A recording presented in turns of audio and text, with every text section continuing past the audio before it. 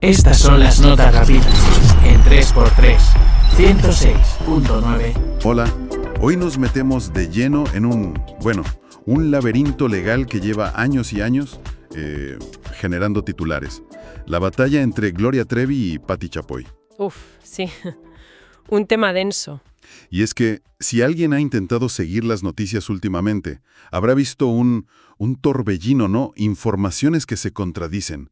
Que si Trevi ha ganado millones. Sí, cifras astronómicas se han dicho. Que si Chapoy está en problemas serios, financieros. La verdad es que es fácil perderse con tanto ruido. Totalmente. Mucha confusión. Así que, a ver, nuestra misión aquí es intentar separar el grano de la paja, ¿no?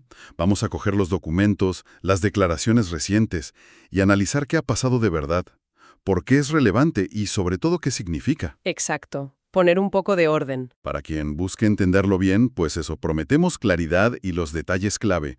¿Listos para desentrañar esto? Absolutamente. Y un primer punto que creo que es fundamental recordar. Esto no es de ahora, no surgió ayer. Claro. Estamos hablando de un conflicto que tiene pues casi 15 años ya de historia.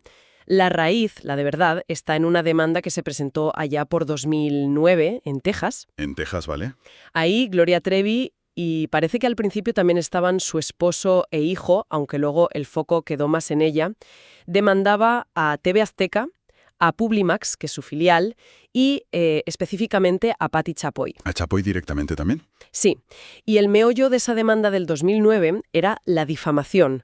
Trevi decía que la cobertura que hicieron del caso Trevi Andrade, el famoso caso, pues había dañado su imagen, su reputación. Claro, el caso que todos conocemos. 15 años de litigio. Esto ya de por sí nos dice algo, ¿no?, de lo complejo que es y, como apuntan algunas fuentes, quizás también del ritmo de la justicia en Texas. Algunos lo comparan, no muy favorablemente, con otros sitios como California, donde Trevi también tiene otros frentes abiertos. Vale, centrémonos un momento en esa demanda. La principal, la de 2009. Porque esa sigue viva, ¿verdad? Sigue. Según una de las fuentes que manejamos, que explica un poco la postura de Chapoy y TV Azteca, su argumento base es que ellos, se limitaron a cubrir una noticia, un suceso de interés público enorme. Claro. Hablamos de acusaciones muy, muy graves. Abuso, secuestro, trata de personas. Exacto. Y su defensa, según esa misma fuente, se basa en eso. Ejercían su derecho a informar sobre hechos noticiosos, relevantes. Incluso, fíjate, recalcan la importancia de la memoria histórica. Ah, ¿en qué sentido? Pues sugiriendo que quizás la gravedad real de esos hechos no se calibró bien por los medios en su momento. Que a veces se trató casi como un chisme del espectáculo, restándole importancia. Entiendo. ¿Y sobre el estado de ese caso hoy, qué sabemos? Porque sí que ha habido noticias de decisiones judiciales hace poco. Sí, y aquí hay que ser muy precisos, ¿eh? La misma fuente que comenta la postura de TV Azteca habla de un fallo reciente, sí, de la Corte Suprema de Texas, pero lo califica de preliminar. Preliminar. ¿Eso qué quiere decir exactamente? Pues que la decisión no entra a juzgar el fondo. No dice si hubo difamación o no. Se centra más bien en cuestiones de procedimiento, en quién puede ser parte en el juicio, temas de jurisdicción, ¿sabes? Ah, vale. Cuestiones técnicas, digamos. Chapoy y TV Azteca, el juicio sobre el fondo, sobre si hubo o no difamación, todavía no ha empezado. Faltarían varias etapas. De hecho, ellos consideran que la demanda es improcedente. O sea, que creen que no tiene base para seguir adelante. Exacto, que carece de fundamento legal para prosperar. Entendido. Así que el caso madre, el de 2009, sigue ahí, en una fase todavía inicial en cuanto al fondo. Pero, y aquí es donde la cosa se complica y la verdad se pone muy interesante. Ajá. Resulta que no era la única demanda. Gloria Trevi puso una segunda demanda, en 2019. Eso es. Y esta vez el objetivo era solo, única y exclusivamente, Patti Chapoy, sin TV Azteca. Efectivamente. Una acción legal mucho más concreta y que, no era tan conocida por el gran público hasta hace poco. ¿Y qué la provocó? ¿Por qué esta segunda demanda? Pues parece que el detonante fue una entrevista que Patti Chapoy dio en La Saga, el programa digital de Adela Micha, donde también estaba el crítico Álvaro Cueva. Ah, la entrevista en La Saga, ¿sí? ¿Y el contenido de esa entrevista fue la base? Una de nuestras fuentes, Escándala, llega a citar una frase. Una frase que supuestamente Trevi metió en la demanda de 2019. ¿Cuál? Refiriéndose a Chapoy, decía algo así como: Patti Chapoy todavía no ha aprendido la lección y sigue mencionándome. Uf, potente, ¿eh? Desde luego. Sugiere como una persistencia, ¿no?, en lo que Trevi veía como un ataque. Claro. A ver, si analizamos lo que dijo Chapoy en esa entrevista, según lo describen las fuentes, pues explicó su versión de por qué Trevi la demandó en 2009, ¿no? Por cubrir el caso Trevi-Andrade. Reiteró la gravedad de los hechos que llevaron a la condena de Andrade y a la detención de Trevi: maltrato, secuestro, corrupción de menores. Temas muy serios. Gravísimos. Y lamento que, en su opinión, pues estos temas tan duros no recibieron en su día la atención que merecían, que a veces se trataron como, bueno, lo que decíamos antes, ¿no?, como mero chisme del espectáculo. Entonces, la pregunta legal ahí era si esas palabras de Chapoy en la saga eran una nueva difamación contra Trevi, o si entraban dentro de la libertad de opinión, de información, sobre un caso público y una figura pública tan conocida. Exacto. Esa es la línea fina. El clásico conflicto, ¿no? Derecho al honor, a la reputación, frente a libertad de expresión e información, sobre todo con personajes públicos y temas de interés general. Y determinar si se cruzó esa línea habría sido el objetivo de esa demanda de 2019. Claro, si hubiera seguido adelante. Ahí está el quid de la cuestión reciente. Porque el giro, la noticia que ha liado todo esto y que destapó Escándala, es que Gloria Trevi decidió retirar esa demanda, la de 2019 contra Patti Chapoy. Presentó un documento formal para hacerlo el pasado 11 de julio. Así es. Y aquí los detalles técnicos son cruciales para entender qué significa esto de verdad. El documento se llama aviso de desistimiento. En inglés es Notice of Non-Suit.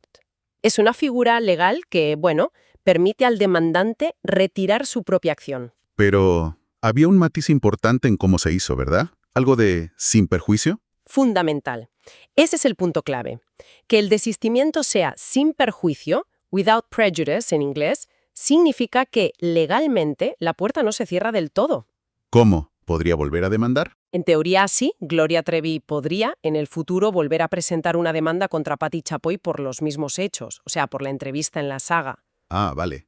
Es distinto a un desistimiento con prejuicio, que ese sí cierra la puerta definitivamente. No puedes volver a litigar por lo mismo.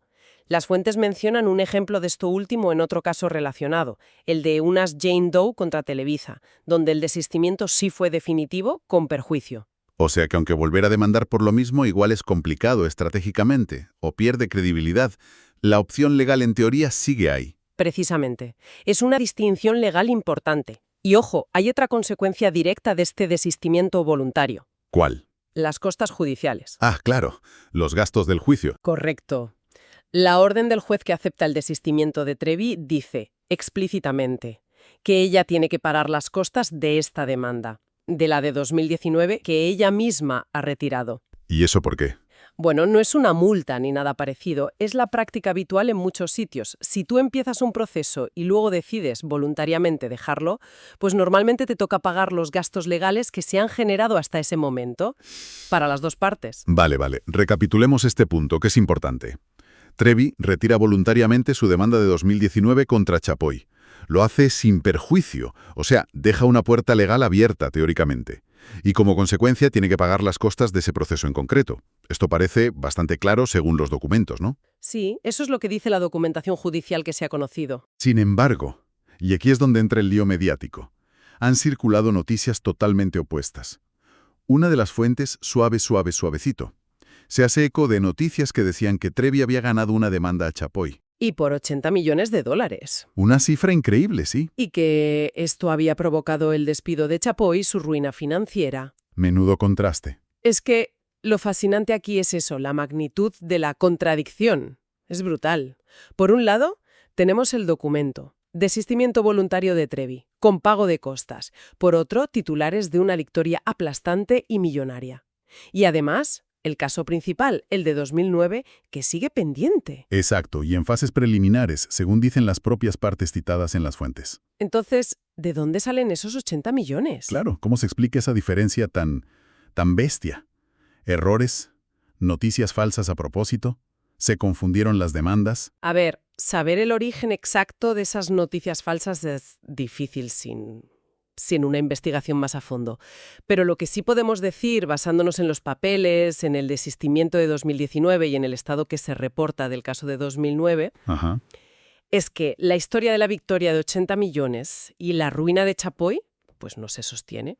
No cuadra con los hechos verificables que tenemos ahora mismo. Vamos, que huele a bulo o a titular sensacionalista. Parece un ejemplo clarísimo de cómo los titulares llamativos o los rumores pueden distorsionar totalmente la realidad de un proceso legal, que ya de por sí ya es complejo. Subraya la necesidad de ir a las fuentes, ¿no? O análisis serios. Totalmente de acuerdo. Ahora, volviendo a la retirada de la demanda de 2019. ¿Por qué? ¿Por qué Trevi haría eso? Escándala, la fuente que lo destapó, especula con varias razones. Una podría ser estrategia pura y dura. Sí, claro. La idea de concentrar recursos es que mantener varios frentes legales abiertos es carísimo. No solo dinero, tiempo, energía de los abogados. Claro, desgasta mucho. Y Trevi tiene el caso principal en Texas contra TV Azteca y Chapoy. Y luego está el caso de las Jane Doe en California, donde ella es la demandada. Retirar la demanda de 2019 contra Chapoy podría ser una forma de enfocar el dinero y los esfuerzos en los líos que considera más importantes, o donde vea más posibilidades. Otra opción que se baraja es que, quizá, el caso de 2019, pues no era tan fuerte como parecía, que lo de la difamación por la entrevista en la saga igual era difícil de probar en un juicio. Es una hipótesis plausible, sí. A veces se demanda un poco por presionar o por mandar un mensaje, ¿sabes? Pero luego, según avanza la cosa y ves las pruebas, los argumentos del otro lado, pues igual concluyes que ganar es difícil o que no compensa seguir. Y retirarla sin perjuicio te permite salir sin una derrota oficial. Exacto. Sales del paso sin que te digan has perdido. Claro, el tema de la imagen pública también pesará, ¿no? Siempre suena mejor decir, he decidido retirar la demanda, que enfrentarte a un titular de Gloria Trevi pierde contra Patti Chapoy. Sin duda. Controlar la narrativa es clave en estos casos tan mediáticos. Y no hay que olvidar el desgaste personal. Estar años litigando con toda la carga emocional, la exposición pública, eso agota. Quizás simplemente llegó un punto en que seguir con esa demanda ya no merecía la pena ni emocional ni económicamente. Y había una lectura más, que mencionaba Escándala, que tiene que ver con la libertad de expresión, que algunos ven esta retirada como una victoria para la libertad de prensa. Sí, el argumento sería que al retirar la demanda, pues se evita crear un precedente que pudiera, acobardar un poco a los medios o a los periodistas a la hora de hablar de temas de interés público, aunque sean polémicos o involucren a gente poderosa. La idea de que el debate público es necesario, aunque pique. Eso es. Aunque sea incómodo para los implicados, es necesario hablar de casos notorios. Y esto nos lleva otra vez a esa tensión de la que hablábamos. Exacto. ¿Dónde está el límite? ¿Cómo equilibramos proteger la reputación de alguien con el derecho a informar, a opinar, a debatir sobre asuntos que nos importan a todos, sobre todo si hay acusaciones graves y figuras públicas? Un equilibrio difícil. Muy difícil. Y este caso, con todas sus vueltas, es un reflejo perfecto de esa tensión. La retirada de esta demanda no resuelve el debate de fondo, claro, pero le añade un matiz interesante. Muy bien, creo que lo hemos desgranado bastante. Entonces, ¿qué significa todo esto? Vamos a intentar resumirlo en puntos clave para que quede todo más claro. ¿Vale? La demanda específica de Trevi contra Chapoy de 2019, la de la entrevista en la saga, la ha retirado la propia Trevi. Voluntariamente. Punto final para esa demanda, al menos de momento. Segundo punto clave. Como consecuencia de retirarla ella, es Trevi quien paga las costas de ese proceso de 2019. No es multa, es el pago de gastos legales. La demanda original, la gorda, la de 2009, por difamación contra TV Azteca y Chapoy, por el caso Trevi Andrade. Esa sigue activa en Texas y, según las fuentes, está aún en fases preliminares de procedimiento, no se ha entrado al fondo. Y cuarto, y este es quizá el más importante para que no nos líen, las noticias de la victoria millonaria de Trevi, los 80 millones, y la ruina de Chapoy, pues no tienen base en los hechos judiciales recientes que conocemos. Ni la retirada de 2019, ni el estado de la de 2009 lo respaldan. Vamos, que olían a chamusquina. Todo apunta a que eran informaciones sin verificar o, interpretaciones muy, muy erróneas. El mensaje para quien nos escucha está claro. Con noticias tan llamativas sobre líos legales tan complejos, hay que verificar, hay que entender los matices y no creerse el primer titular. La realidad casi siempre es más complicada. Y menos espectacular. Exactamente. Y quizá una reflexión final, para cerrar, el hecho de que la retirada fuera sin perjuicio, dejando esa puerta teórica abierta, Ajá. sumado a que el caso principal de 2009 sigue ahí después de 15 años, pues nos indica que esta saga legal muy probablemente no ha terminado. Ni mucho menos. Nos deja pensando en el futuro, claro. Sí. Y lanzo una pregunta un poco para la reflexión. Hemos visto retirar una pieza del tablero, la demanda de 2019, aunque sea de forma que permite volver a ponerla. Pero la partida principal, la de 2009, sigue, con 15 años ya de historia. ¿Cuál puede ser el próximo movimiento en este ajedrez legal tan complejo? ¿Veremos más intentos de acallar voces en los tribunales? ¿O quizás estrategias distintas? ¿Un cambio de enfoque buscando otro tipo de final? Interesante pregunta. Es un escenario abierto, desde luego. Sin duda, un caso con muchísimas capas y que, bueno, seguro que seguirá dando que hablar. Esperamos que este análisis haya servido para aclarar un poco los últimos movimientos y para deshacer algo de la confusión que había. Gracias por acompañarnos en este análisis a fondo.